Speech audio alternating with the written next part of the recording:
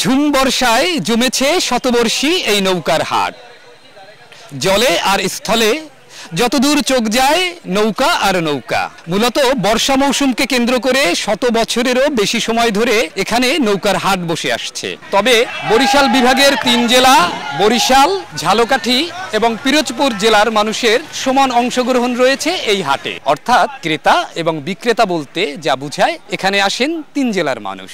নৌকা আমাদের অঞ্চল বিল অঞ্চল প্রতি বছর নৌকা দরকার। নতুন এখান কেলে যায় 1 বছর বা 2 বছর পরে আবার নৌকা দরকার। প্রত্যেক গৃহস্থের ঘরেই কম সংখ্যা 3 খান নৌকা থাকে। নৌকা লাগবেই। হাটে যাওয়া, কান্দিতে যাওয়া, কৃষিকাজে ধান কাটতে যাওয়া, নৌকা আমাদের সবসময়ের জন্য প্রয়োজন। আমাদের দেশে তো নৌকা সবসময়ের জন্য লাগে, কারণ শুধু পানি আর পানি। আমি একা মানুষ, তবু আমার ঘরে কিন্তু একটা নৌকা আছে। কালকে মামাত করে আজকে লামাইয়েছি, আর একখান আমার লাগবে, কারণ ওইখান যদি নষ্ট হয়, হ্যাঁ, তখন আমার তো 5 দিন দেরি হবে, তখন আমি 5 দিন কিছু চলবো। এই জন্য নতুনের জন্য আসছি, বুঝছেন?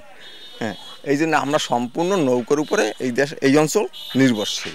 আসলে আমরা এই নৌকা মিস্ত্রি বানাই, আমরা হলাম ব্যাপারী, হলো মিস্ত্রি। আমরা কিনে আনি, আমরা হাটে হাটে বিক্রি করি।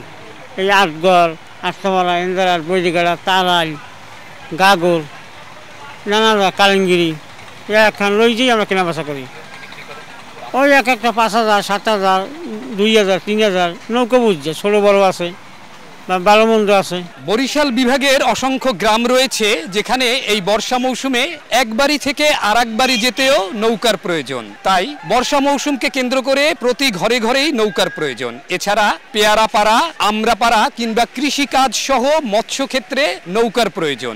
সপ্তাহের শুক্রবার বসছে এই নৌকার হাট। ডিঙি নৌকা নামক এই নৌকা 2500 টাকা থেকে শুরু করে 12,000 টাকা পর্যন্ত বিক্রি হয়। সকাল 6টা থেকে শুরু করে সন্ধ্যা 6টা পর্যন্ত কেনাবেচা চলছে। প্রতি হাটে গড়ে 50 লাখ টাকার নৌকার কেনাবেচা হচ্ছে। পলাশ রায়, সময় সংবাদ।